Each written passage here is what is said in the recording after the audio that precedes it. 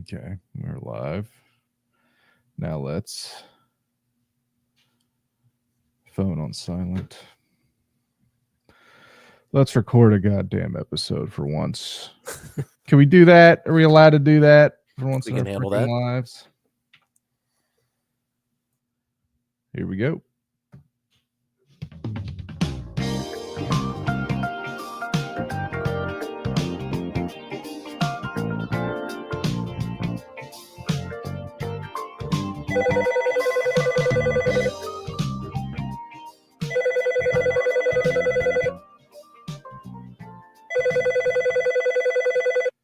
Good evening, Tim. Hello, Michael. How are you doing tonight? Good, man. New Year's Eve is tomorrow night. Yes. Kind of marks the end of the holiday season, and I'm happy about that. I can be a little bit of a Scrooge. It's over. Last episode of the year. 2024 in the books. How was it? Yeah, the holidays are over. Who gives a shit? You know, it's fucking 70 degrees outside today. So, how many of these do we have left? But it is what it is. The big takeaway from me at this point this holiday season was my kid got fucking sick. His first like big ear infection. He's like 1.5, and it sucks. It's the worst, most helpless fucking feeling I've ever felt in my life. And I'm just, coming to grips with the fact that this is a feeling I will feel over and over again for the next however long I live. Watch your little man just in pain. It's the fucking worst. It's the shits. But he's starting to be back to his normal self, except that he also now has a bad diaper rash, which is really fucking him up. So, the hits just keep coming. But tomorrow night, I have to work again tomorrow, but it's like 7 days straight. But I'm off the first of the year, so tomorrow night I could have a couple brewskis, say goodbye to 2024. A monumental year in my life, obviously, as every year will be from now on as a fucking parent. It's all just new shit happening to me.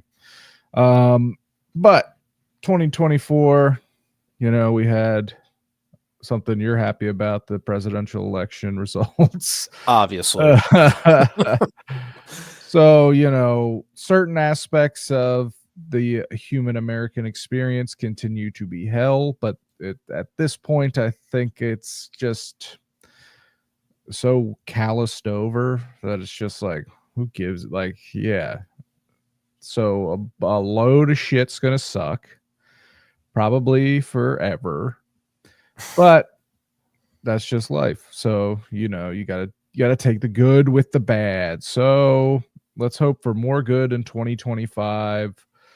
Let's hope for another hero like Luigi to come forward and oh boy, start to get more wins for the good guys. But anyway, how are you, Tim? Now that you're out of the restaurant industry, you're not going to have to tend bar tomorrow, which I guess would be a big cash tip night, but also a night of probably some rookie leaguers puking inside your bar, or fights or whatever.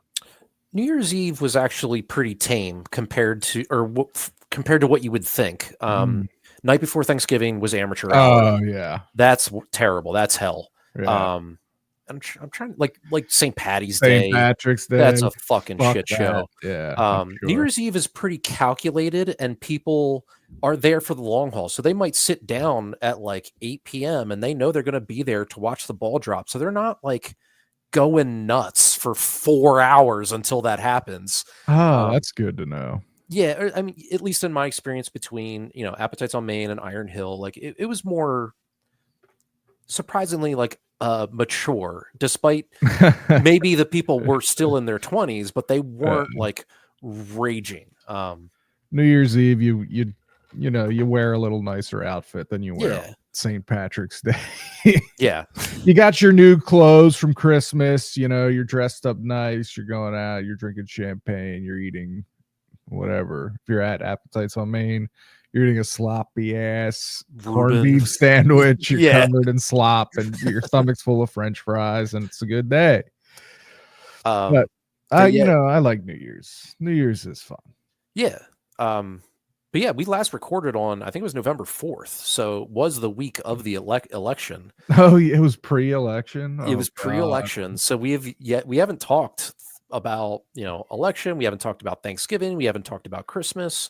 And yeah, we're on the verge of New Year's, which Penn State does play tomorrow night. And Cat's a Penn Stater. I've always rooted for Penn State because I have plenty of friends that went to Penn State. Mm-hmm. So actually, I'm actually going over Cat's sister's place. They live just 3 blocks away. They're having a few friends over, and I'll watch the game and just hang out with them for a little bit. I'm not sure if I'll stay for the ball drop, but still, I like them. They like me. Their kids love me too. So that's even better. Yeah. Penn State, Boise State. Which bowl is this? Do you know? Is it a bowl or is it a playoff? It's in the playoff. It's the playoffs. Okay. But you're right, though. I think they still like that. There's still a Rose Bowl and like an Orange Bowl and a Fiesta Bowl, but maybe they're just part of the playoff now. I forget how it works. Right. Especially because this is all new this year, or they expanded it this year to this many teams. So I'm still learning on the fly. Yeah, who the fuck knows? I mean, it went from a weird secretive voting system where it was kind of just decided by like sports writers or something, where like there's a AP poll and then and it was like a bunch of fucking old white dudes were like, the best team this year is Alabama. We've decided. It's like, okay. A council has communed. Yes. Penn State versus Boise State. Penn State is giving up 11 points. It's a big line. I mean, I know it's college, but still, that's big. Big line. And I mean, but that's I could never fully get into college football because it just seemed like so if you watch if you're a fan of a big team that's good, it's like, how many close fun games do you get a season versus how many horrendous blowouts? You know what I mean? Like I feel like so many college games and even bowl games are just like 53-2. Yeah. Just insane shit. Over under for this game is 53.5 points. That doesn't feel like a lot. No. I'll take Boise State money line plus 360, 10 grand on that. Just kidding. But I mean, who knows? Nobody likes that coach, right? The Penn State coach is unliked. Yeah. They seem to, in his era, they seem to choke. So, might take some action there. And he brings it on himself. Like, he does some very confusing things. Like I watched the Oregon game also over Cat's sister's place. Mm-hmm. And he went for 2 at a point in the game that just made no sense. I don't know. He just does weird shit, but he clearly does something right because his teams are always pretty good. They're just not quite good enough to compete with the cream of the crop in college football. Right. I don't really watch college football either outside of really Penn State. So college football seems more about the vibes, like the party. Because I mean, I don't know. Maybe I'm wrong. Maybe there are a lot of close games, but even in the NFL, the best team in the league versus the worst team in the league is okay, so if Alabama goes through their schedule and it's, peak Alabama when they're the best team in the world, their worst, if they lose to the worst team that's on their schedule, it'll be the most historic loss in the history of football because they're playing fucking nobodies. Yeah. But in the NFL, the fucking, I curse too much. I have a kid. the Panthers might beat the Eagles, and it'll be surprising, but it wouldn't be like, oh, Nick Saban needs to be shot. Yeah. I mean, Michigan was kind of like that this year because they won the championship last year. Now, their head coach, Harbaugh, went to the NFL. Had to flee the organization. But, they're still the defending champs. Like, there's still some talent on that team, and they, like, pooped the sheets this year. So, I guess there is some parity, but also that's another thing. Like, aside from the playoff, looking up the playoff and how it's, like, set up with brackets and stuff like that, I didn't realize there's like 18 teams in the Big Ten now. It's like, so dumb. Like they all like jump ship from certain conferences. It's like I can't keep track of that anymore. And it also is tough to keep track of because then like Penn State basketball might be in a different conference. It's just so strange. It's like UCLA and USC are in the Big Ten. It's like, yeah, we've like given the up. Pac-12 like disintegrated basically. Yeah, it's like.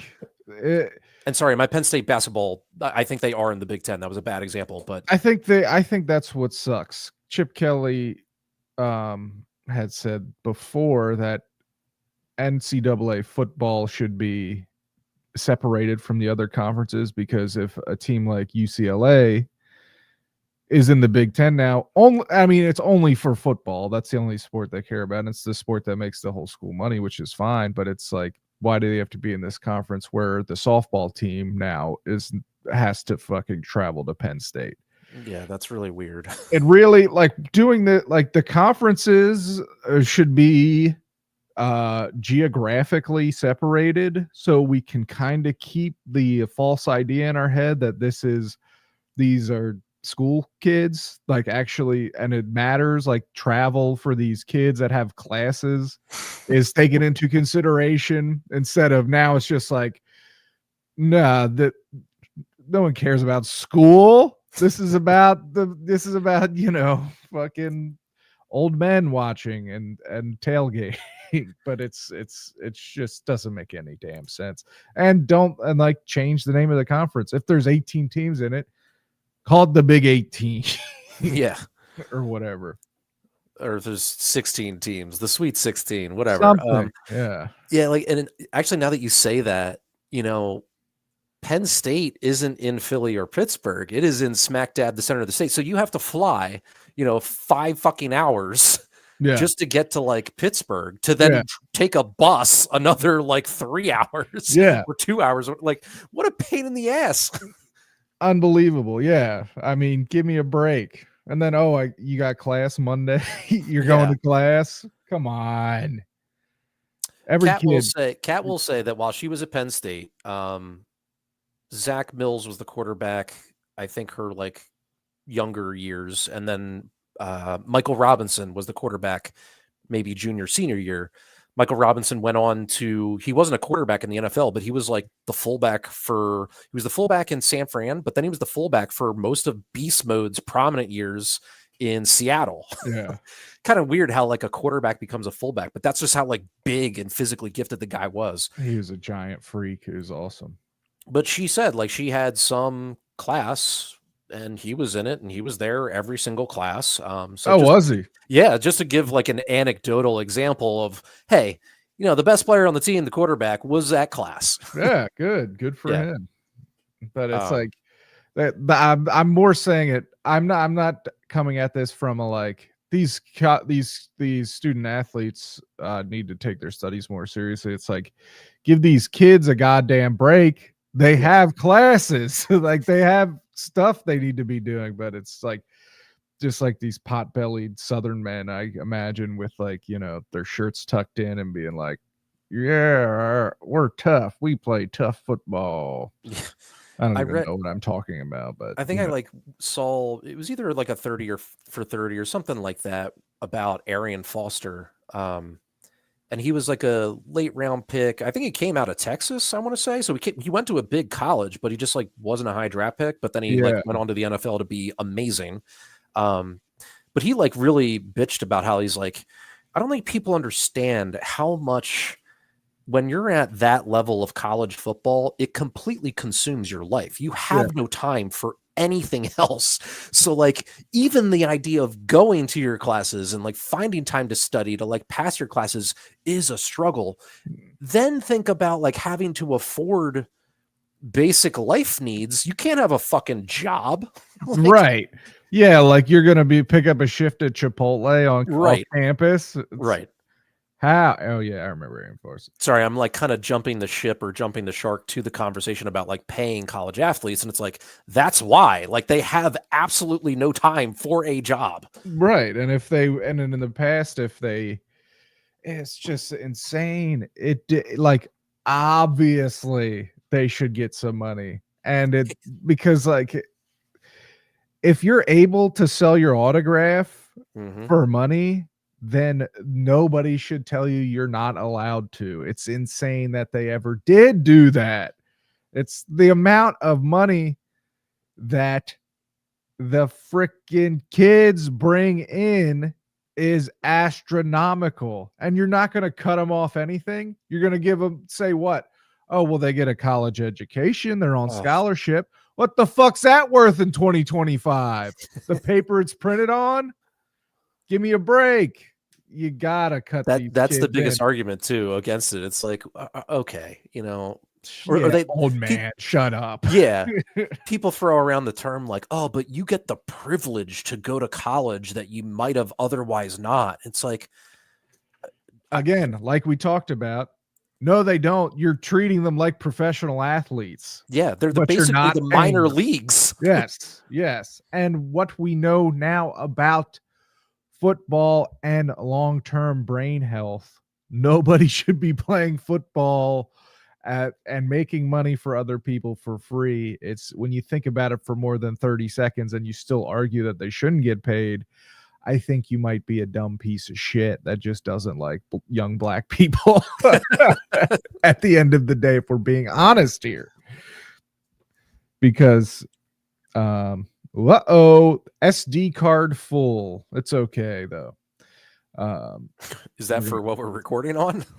Yeah, but it also records off the video, so we'll be okay. I could just use the audio from that to upload, but a little Okay. behind the scenes here. I thought it said 16 hours available. It was 16 minutes. So something Yep, I need we hit to that. work on. But anyway. So back to Christmas. Oh yeah. Like last year, Sal would have been like 9 months, right? Ish. Wasn't he born in Yeah. March? May. May. Okay, so he was even younger. Yeah, he was a little nugget. So this year, you know, like, do you think he kind of absorbed kind of what was going on around him? Sorta. He liked looking at lights. Yeah. He liked, the Santa decorations and stuff. Doesn't give a fuck about a wrapped present. Has no interest in unwrapping it at all. He loves once they're unwrapped and he has a new Mickey. He's into the new Mickey. The idea of ripping open the paper and all this, he could take it or leave it. Not for me. He likes being in a house full of people running around with his little cousins and shit. Yeah. He loves that. And but to answer your question, still too young to really know what's going on. Okay. Next year is the year where we gotta, get our butts into gear to be like, oh, now we have to deliver some Christmas magic. Mm-hmm. We Maybe got have the them first put out two cookies and milk the night the before. whole 9. We have to do the whole morning of with coming out and seeing all the presents. Right. And any kids listening, Santa's real, by the way. We're just fucking around. But it's with the age he was, we basically got the first 2 years off. We got 2 free years of any of that bullshit. But I am excited next year too, because on Doom Thugs Monthly this month, and this is a sentiment that's widely shared on the very small part of the internet that's real anymore. I've been reading a lot about. Actually, that's a lie. I'm going to be more honest in 2025. I've been reading very little, but I have watched 1.5 YouTube videos about dead internet theory and how maybe as early as 2025, the internet uh, is toast. It's just going to be completely overrun by bots and AI You generated crap. you think, or you're saying more like social media? All of it. All of it. Like all like social media for sure, but it's like I'm not smart enough to take the information I learned and speak about it eloquently. I have to watch a couple more YouTube videos first. But it's like chat like generative AI, um the genie's out of the bottle basically, and it's over. The internet as we know it is toast. Which is fine. I think ultimately, if it gets so bad that most people just get off it, that's a net positive. Now, you should still listen to your favorite podcasts and watch the live streams, but get off fucking Facebook unless you're watching us live on Facebook. Then it's fine. Anyway, what the fuck? How did I get there? What was what was the beginning of my thought? Christmas. You're Christmas. off the hook for Oh, real. yeah. The sentiment going around and the conversation we were having on the December episode of Doom Thugs Monthly is just kind of the how the Christmas as an adult is kind of bullshit. It's tough. Like, I tried pretty hard this year to force any sort of sentimental Christmas feeling, but it's not about me anymore. That feeling's gone because that life's gone. I'm not a little kid anymore. My family is not the same anymore. I have a fucking job. I don't have a Christmas break. I'm not going, I have responsibilities. I have more to do in my life than wake up Christmas morning, get a shitload of new toys, go to dinner at my grandmom's or my uncle's house, see all my cousins, get more new shit, and then spend the next week playing with my new shit and staying up as late as I want. Yep. That's the feeling I miss. The Christmas of it all kind of just overlapped with that. So it was like that great feeling I had was, 90% of that was wrapped up in just life being easier because I was a lucky kid that had a good life and I wasn't in poverty or I wasn't homeless or my parents weren't drug addicts. So I'm speaking from a place of privilege in that sense. But it's also, and then a small part of it is also the shared experience of television being what it was. And it's like, oh, the Grinch is on Tuesday this week. And it's the only time. On Christmas Day. Yeah. 24/7. Yeah. Charlie Brown Christmas, which isn't even on TV anymore because Apple owns it. You can only stream it. And it used to be like, oh, Charlie Brown Christmas is on Wednesday on CBS. And it's the only time this year, unless you are one of the, like, you tape it off TV. And that's just not something you really did. But that's all gone as well. But yeah. So anyway, next year, I'm going to, like, our job as parents is to cultivate a magic experience for our dear son. So I am excited about trying to do that shit. But now there's a whole elf on the shelf gimmick that I'm just trying to avoid at all costs. Please, nobody tell my son about a fucking elf on the shelf. I'm barely hanging on. I have to do this art project for every night of the month where I set up a new scene with this dang elf and it's like, God bless the parents that do it and are into it. I have several friends online that do awesome stuff, but it's like, brother, cut me some slack. Yeah, I never even asked my friends what the hell that was about. I was like, I'm not having children. I do not care. That sounds terrible. That's just more work. Yeah. I should say that, like, I used to be Scrooge-ish But everything you're describing, I get. Like it was mainly around the gift buying. And like Kat's family would do this thing where it was like we had to get gifts for her two aunts and they got us gifts, and we had to get gifts for like a couple cousins and they got us gifts, and like Yeah, it was like we had to get gifts for the entire family. yeah, And too much. finally, like my brother, so Kat's sister's husband, Ray, and we kind of put the kibosh on that. We were like, this is too fucking much, guys. Like, Yeah, especially because like and I don't want this to sound like a Scrooge. Like I'm willing to like exchange gifts with, I don't know, like Kat's parents, but I don't know, it just gets too much. way too much. Yeah. So that was like one thing that kind of made the quality of life at Christmas a little bit better. Yeah. And I like seeing everybody. I love, like, on Christmas Day, we went over Ray and Lauren, that's Kat's sister and husband. We went over their place during the day. We had a brunch. We gave their kids some gifts. They gave us a couple gifts. It was great. Their boy, Jack, who's 6, he's like super into Switch. Everything Zelda, and his dad's like not, he never really played video games growing up, but he knows I do. So like we sat there and played, I just watched him play his Switch for like at least 30 minutes, if not an hour. And Mhm. I had a blast. I actually like doing that because I already like watching people play video games. Agreed. And yeah, like just that was great. And then we left there around 4 and we drove all the way out to Coatesville to hang out with Kat's parents for dinner. And it was just the 4 of us. And we honestly hadn't hung out with them in a while. So it Yeah. was really nice. And Yeah. we hung out all the way to like 10 o'clock, and they were on the verge of like booting us out because we had been there for so long. But that whole portion of it, I do love. Like I do love my family and I love seeing them. Sorry, I'm Mm. totally leaving out the part of when I saw my parents, but anyway, I did.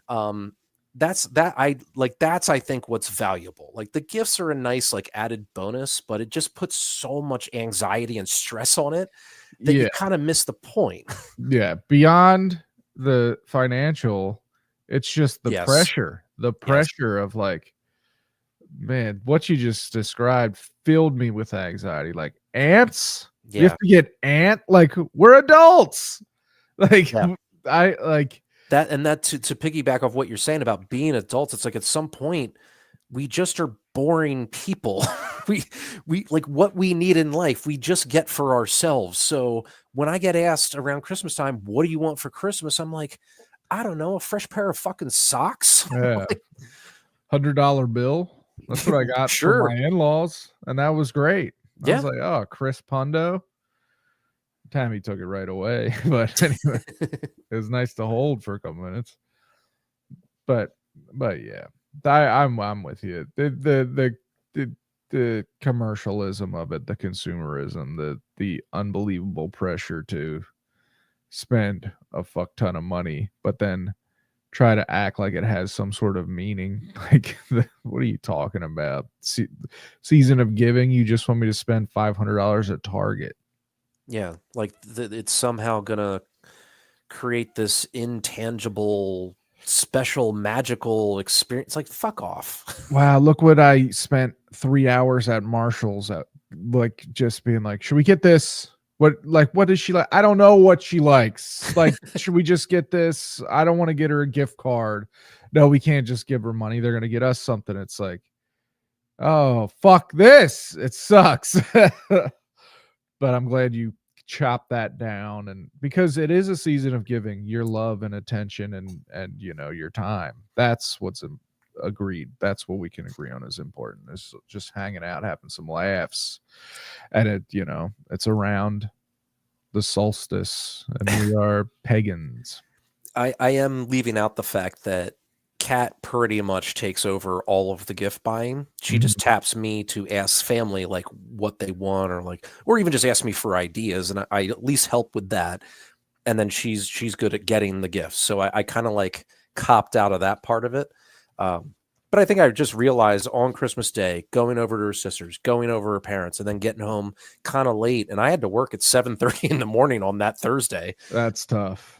But I didn't mind because I genuinely like them and I had a great time. And then by the time we got home, like Kat like made a point to be like, thanks for doing this today. And like I didn't realize how much it meant to her, but I'm like, no, this is the part I like. Yes. know? Yeah. Yeah. 100%. Yeah. We had so many. That's another thing is if you work, Yeah. like, oh man, I don't think I got. So the only day I had off was Christmas, basically. So Christmas Eve, I got to have a free fun night, but we had multiple parties with other family members and stuff, and it's like I'm there, I'm present, but I'm just me personally.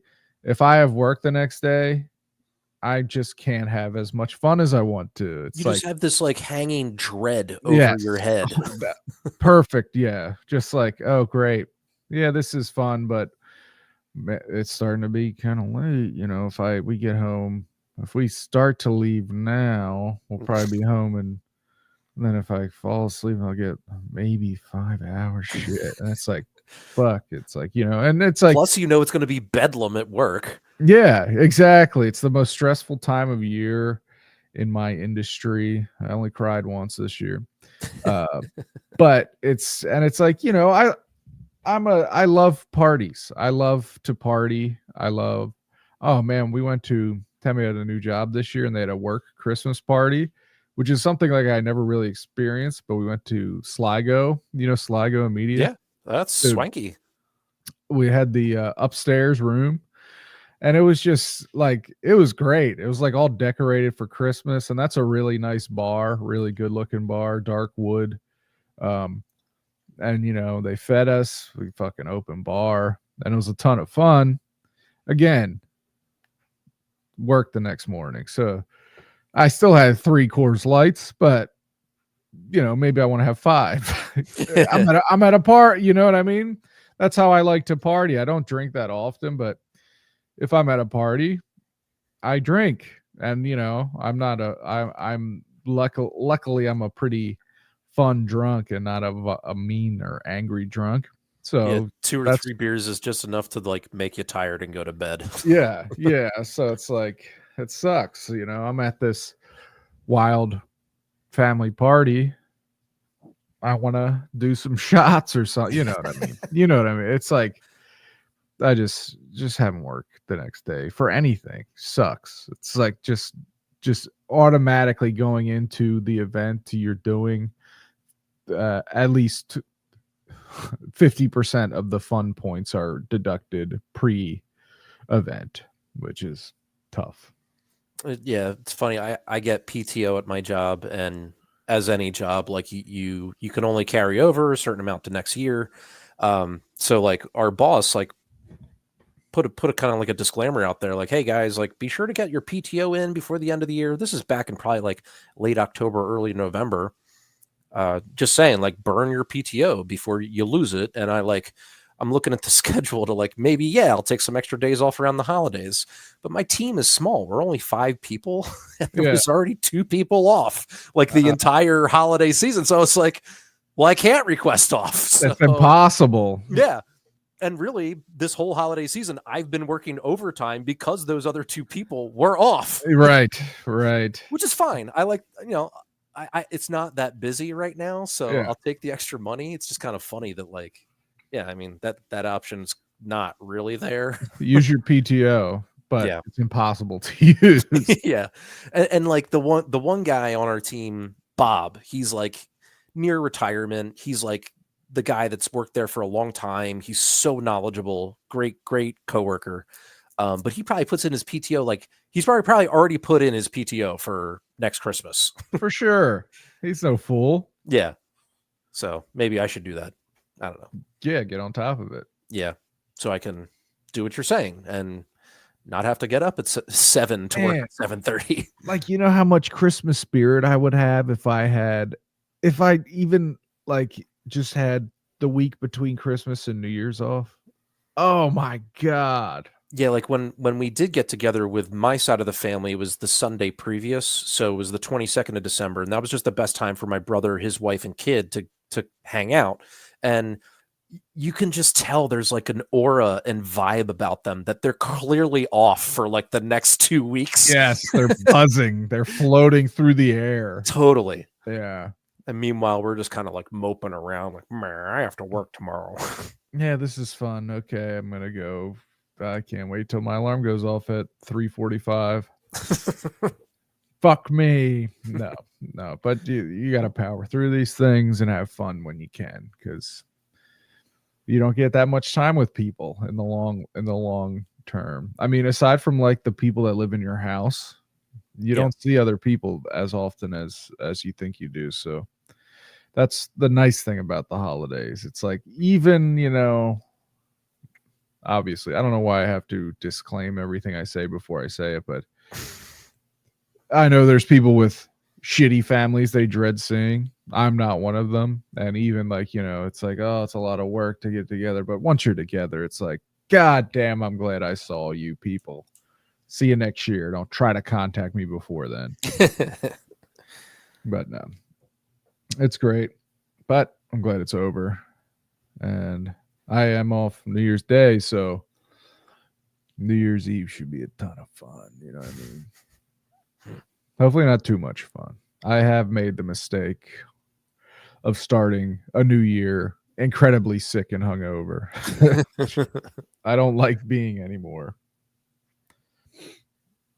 That was the other thing about working New Year's Eve, is that it's not only a celebration, like everyone's in good spirits, like people are there to just like be happy, and like I know that you would think that that's why people come out in general, but especially that night, like people are there to celebrate. And then like you as the employee, the bartender, the server, like you're included in that. Yeah. And typically like you will also be part of like a champagne toast at midnight, Yeah. you know? Yeah. So it's more laid back. You don't really have to be on your toes and worry about someone putting in a fucking bad Yelp review on New Year's Eve. You know, Right. those people are not out, you know?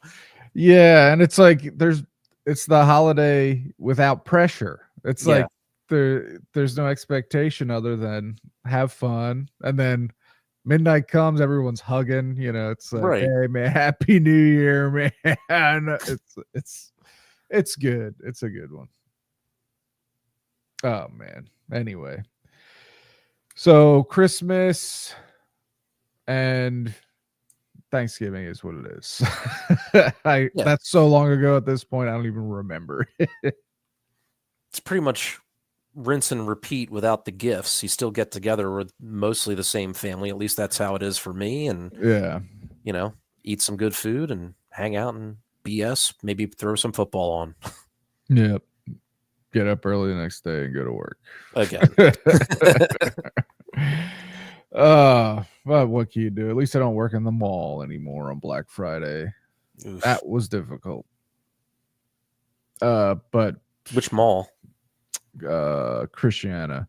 Okay. Working at Exton Mall was pretty easy because that place, I mean, back then when I worked there, it was dying badly, but now you got to consider that thing dead. It's still open. There's like a couple stores, but you walk through that place and it is like, holy shit. It's such a shame because I guess I moved to my brother's townhouse when I was like 20. So probably like 2003-ish.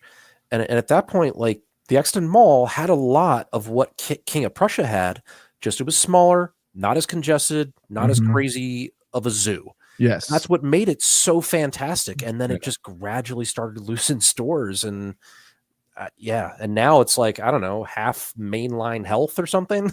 Yeah, it's like they have round one, which is awesome. Yeah. I hope that keeps that dead mall there forever because round one's great.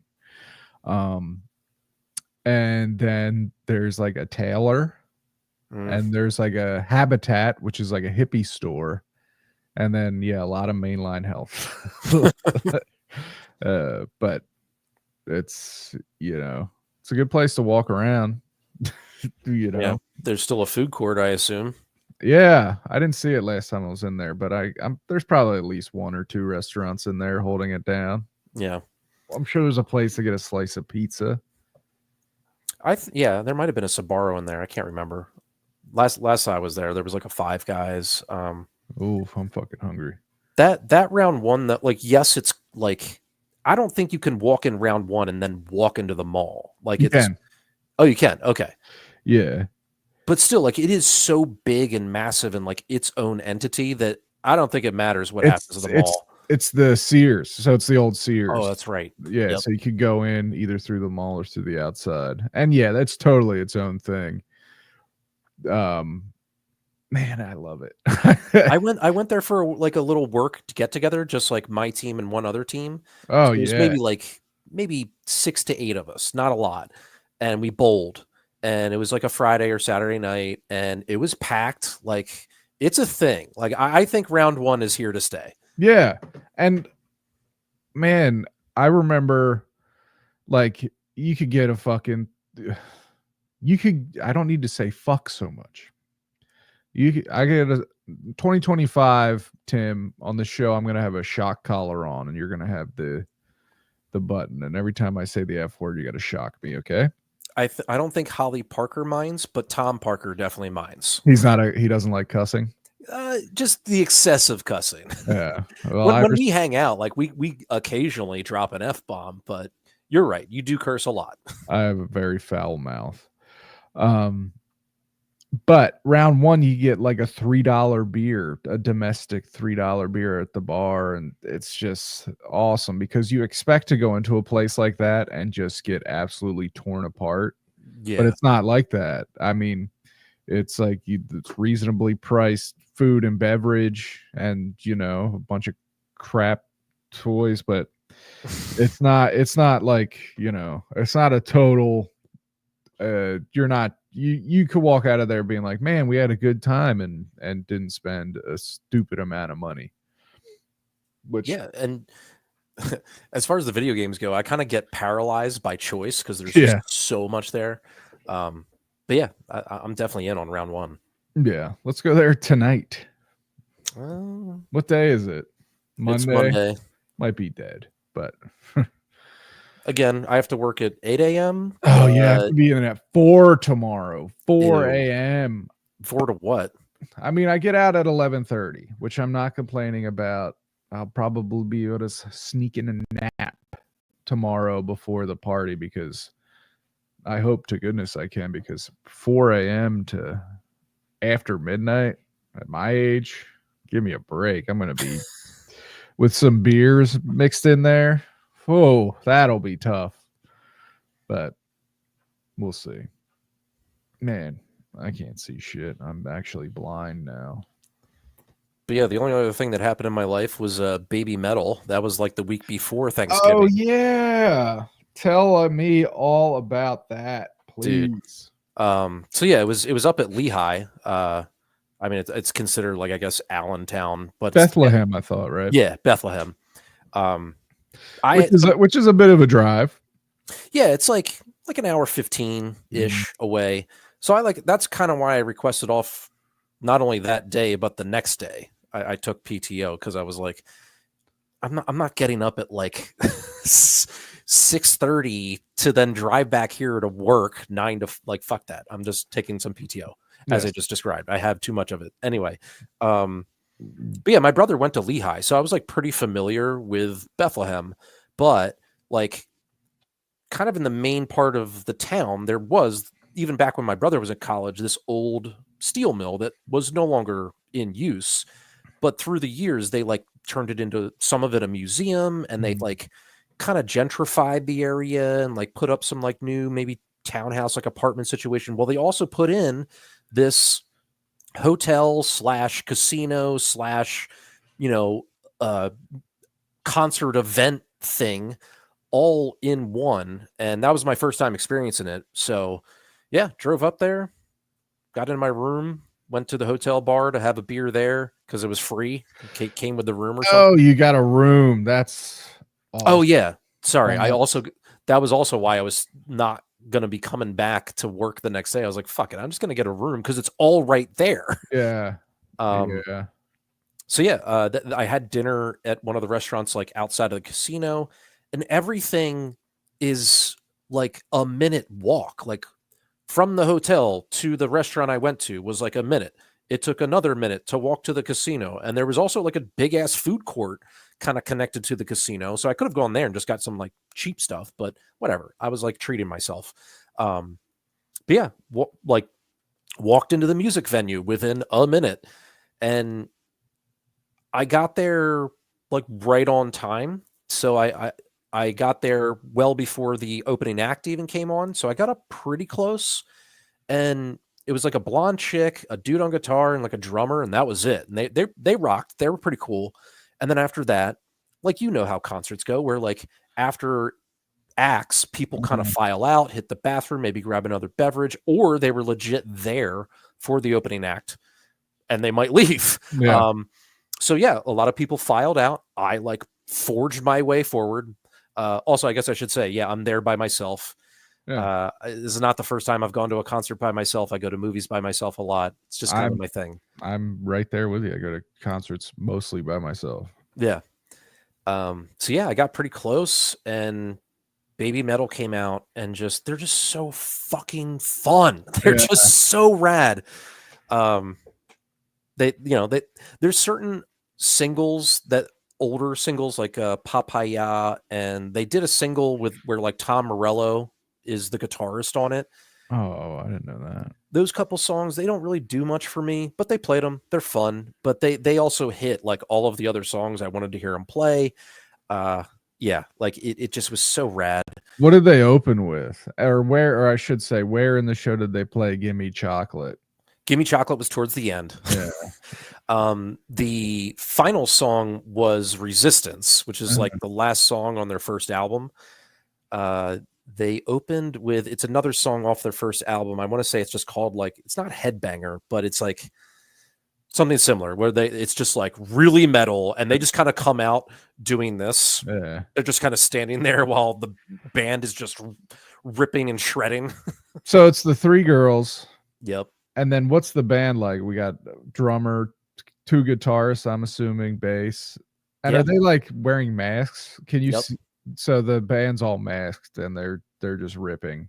And they're kind of in the background. Yeah. But you see them. Mhm. They don't really do much though. I think they want the girls to be your focal point and the Yeah. whole purpose of like the spectacle. That's baby metal. Totally. Yeah, for sure. So what was the floor like? Because I they're hard. The music's hard. Like, Yeah. was there some moshing? How violent was the pit? You know what I mean? So What was the crowd like? the crowd was pretty young. Mixed bag of like not your true metalheads. Like some of them kind of were there, but like it kind of felt like D&D kids Yeah, at a metal concert. that makes Um, sense. and like the pit was right behind me. A couple times, like I just kind of turned around and like ran around in a circle, you know. Hell Um, yeah, dude. it was not violent. Like people were shoving, but no Yeah, like elbows are being thrown. Like I've good. definitely seen those pits. Yeah, fuck Uh, that. We yeah, fuck talked that. about that on monthly. For what is I don't get it. I don't understand it. I don't understand the people just throwing wild punches blindly at each Right. other. Like, save that for your fucking basement. Sorry for cussing. But yeah, before I knew it, like it was over, and I was like, that was freaking incredible. Went out, bought myself a t-shirt immediately, like a Yes. fucking noob would do. I You don't care. got it. I don't care that it was like $40. I'm like, I need to support this band. They just Yes. blew my mind. Like they knocked my socks off. It was so much fun. That's great. But yeah, like it was kind of like a bigger Electric Factory, where there was a second floor, Mhm. kind of went all the way around, and then just general admission floor. But I would say it's bigger than Electric Factory. It was, yeah, it's definitely bigger. Which also like the Fillmore is kind of like that too. Yes. Um, Nicer. yeah, Fillmore's way nicer. Yeah. But yeah, I have no complaints. It was just so much fun. That's great. That's great to hear. Yeah, if I didn't have kids, I probably would have been there. Yeah. especially knowing you got a room. Damn, that's fuck. That is fun. That is a fun time. So yeah, I went after the concert, had a couple more beers at the hotel bar, and then like was exhausted and went to bed. So at that point, it was probably midnight-ish. And even though I work like either 8 to 5 or 9 to 5 these days, like I still kind of stay up late. Me going to bed at midnight is like kind of early for me, especially when I didn't have to work the next day. Oh yeah. That was an early night, but I mean, I was like, if I was not running around the mosh pit, I was just losing my mind, like jumping up, and everyone was jumping up and down, like just having such a good time. So good. Ah, yes. The best. We love to hear that. I'm glad you did it. I'm glad you went. And I'm glad you're not someone that has hangups about doing stuff by yourself. Especially, I mean, I don't understand why anyone wouldn't go to the movies by themselves. That's like easy mode. I understand feeling weird about maybe going to a restaurant alone or something where you're sitting alone for an extended period of time. Especially But as a woman in a restaurant by yourself. woman anywhere alone, yeah. Yeah, Tough. good point. Tough. But the movies, man, I mean, you're not there to talk anyway. You're there to Yeah. sit silently and watch a giant screen. So go to the freaking movies by yourself, folks. Stop being so weird. You don't Yeah. need to drag other people into every single thing you want to do. Yeah, I didn't. That story is pretty like basic and straightforward because I didn't really have any faux pas or like people doing dumb shit to like call them out. Um, but in the like in the movie theater, like my biggest qualm right now is people on their phones. Man, it's just is like, It's a nightmare. and now I think I'm just hypersensitive to it, so that even if someone's just checking the time, it like drives me nuts. Yeah. And they'll do it once, and I'm like, motherfucker, get off your phone. You got in here at 7. The movie's going to be over at 8:30. It's Yeah. between that time. Yeah. Oh man, I haven't been in so long. I can't even remember the last movie I went to, and I'm itching to get back, but I am a little concerned that behavior has further deteriorated because it wasn't great last time I went, but just I saw Nosferatu a couple nights ago or a couple days ago. that And had to be a packed theater, right? it was packed, Mhm. and it was actually the opposite. No one was on their phone. So people were engrossed. Good. And like I said in our text, for a movie that's pretty slow, I was surprised more people weren't on their phones. Like I know what I'm walking into. I know Robert Eggers and his style and his pacing. I don't know if the majority of people in that theater knew what the fuck they were walking into. They knew it was a Nosferatu. They know it's a vampire. Yeah. That's maybe it, I love it. I love to hear that. That's that, let me ask, this is your regular theater now, right? Like this is where you see most of your movies. So typically I'll first look at Manayunk, but it's only a 6-screen theater. So that wasn't playing Nosferatu. So then the secondary is Plymouth Meeting, and that's only 20 minutes away. And that's a Regal 10-screen theater. And, I was playing there. And is that a buy your seat beforehand?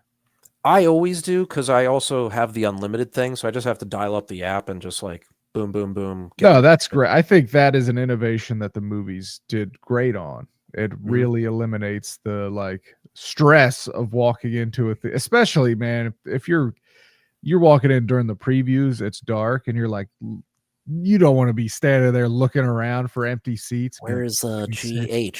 No, that's fine. Like if I know what seat I'm sitting in, great.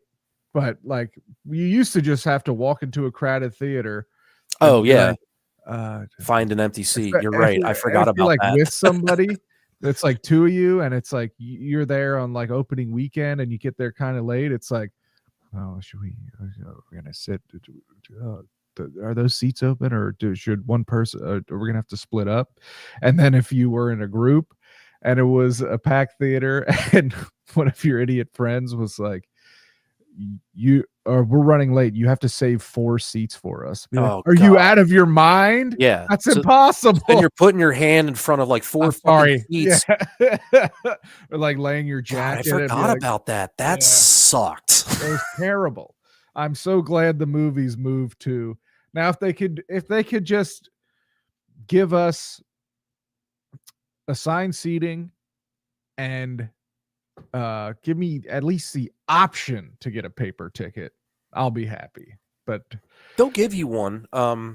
So yeah, actually that'll be one minor qualm I have is like, so I get it. It's the holiday season. Kids are off from school. mhm, I walk in and you know how, well, you haven't been to a theater in a while, but you know now you have to, if you haven't pre-bought your ticket, you have to buy it at the concession stand. oh, I didn't know that. Oh yeah. So like there's no one Yeah, I mean, the for most box theaters, office area is nothing. that's done. Yes. There might be a kiosk to like work out Fandango right there. Yeah. Yeah, but But the no. glass with the microphone and Yep. the window, that is a ghost town. They use that to store, extra popcorn buckets. Yep. That is a thing of the past. So now, like, you're not only going to the concession stand to get your concessions, but you're also ordering your tickets. So you're doing like 2 in 1. Most of the people that work there are like kind of slow, not just at the one I go to. I think in whether I was going to the one in Downingtown when I lived in Westchester or the one in Manayunk, like it's a very slow process. So if you add the ticket buying process to Yeah. that, I'm Yeah. like, and I'm so simple. I just get a small bag of popcorn. That's it. I probably don't even get a water. Like I just want a little bit of popcorn, and then I bring the rest home to Cat. So it's just especially frustrating when I'm just getting, my $8 popcorn, and I have to wait like 20 minutes or whatever. Very tough. Very tough. Very stupid for them to make the concession workers do that too. Yeah, Because you're right. For whatever reason, concessions at the movie theater are slow. they are. They always have been. It's crazy. But I'll pat myself on the back. I felt good about my ticket buying process because there was like the chunk of 8 seats to my left were all taken, and the other chunk to the right, say it was 5 seats, were all taken. So I took the one singular seat in Yeah. between both of them, and I feel good about that because Yeah.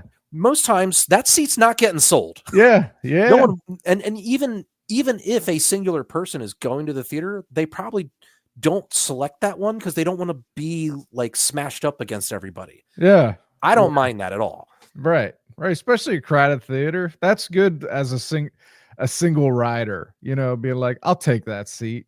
That Right. one that would probably sit there. I feel like I'm taking one for the team, Agreed. Totally, dude. They should let you be going for free. You're willing to sit here, you get a bit of a discount. Uh, Man, no, I'm excited. As much as we complain about the state of the movie industry on this show and our other shows we do together, they do still make some pretty damn good movies, and I think we there's going to be some nitpick. good ones this year. And I finally saw Love Lies Bleeding. Mm-hmm. Loved it. It was so different than I thought it was going to be. Like so much weirder, Yeah. but oh man, was it good. I Was think the so trailer good. did a good job of hiding the weirdness. 100%. And it wasn't like over the top weird, but it No. just enough to like Yeah. be out there, Yeah. Yeah. The trailer definitely made it seem like a more straight down the middle thriller. Yeah, more grounded. Sexually charged, obviously, of a sexy thriller. Yeah. But it was so weird. It like in a good. It was so good. I loved that movie, and Kristen Stewart's so good. I still think she gets like crap for being in the Twilight movies. Oh, Like totally. people don't take her seriously as a actor or director or whatever. But Kristen Stewart rocks. Kristen Stewart forever. Yeah, she's I mean, you see it not just with her, but people sometimes they just can't shake a bad role. Right. Yeah. Yeah. I mean, Robert Pattinson gets it as well. I Yeah.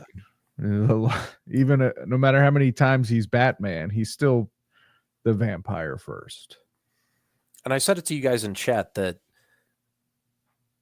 maybe I don't know, maybe they're just not in my theaters nearby, but I feel like this is the time of year where like all the Oscar movies get dropped. Like this is the time of year where I'm going out of my way to King of Prussia to catch Poor Things last year, you know? Right. I'm Yeah. like trying to catch all these movies that will be Oscar nominated The movies. Oscar bait Totally. season. Yeah. And it just doesn't seem to be as much this year. Kat brought up that maybe this is still the residual effect of the writer's strike. I was like, oh yeah, I didn't really think about Oh, that. yeah. I didn't think about that either. That But I could said to be. you guys, it's like nothing against kids movies, but it's like Mufasa, I don't care about.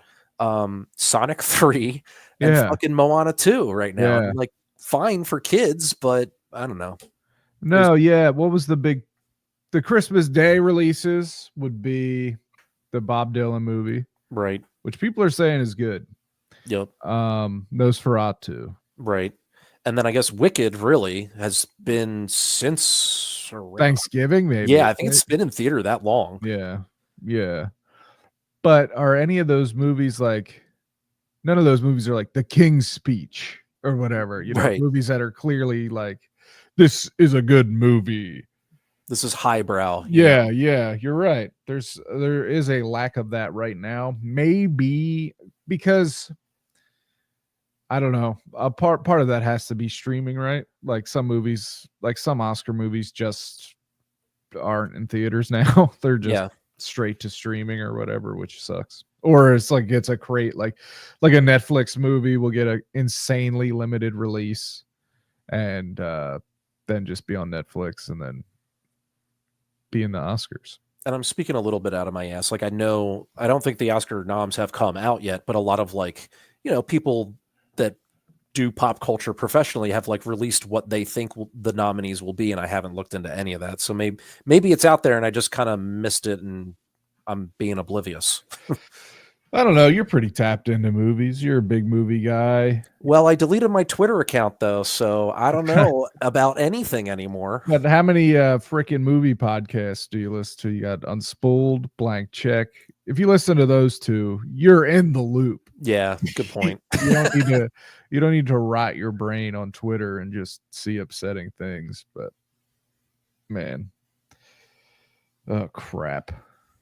Like I said, I have work in the morning. It's 8:30 at night, so I've passed. There's an hour that at least I do. There's always like I've now passed the point in the night where it's even possible to get 8 hours. That ship has sailed. You know what I mean? And then your brain starts working against you where you're like, well, now that I passed the point of no return, I might as well stay up till 10. 10 will give me 5 or, 10, if I Yep. get 10, I'll get 5 good ones. And then it's like, you're not falling asleep at 10. You're going to be doing whatever you're doing until 10 or later. And then the wind down will put you to sleep an hour later. I'm like, if I'm already past the point of 8 hours, so I'm just going to be tired anyway. I might as well at least enjoy this Flyers game that's going to go till 10.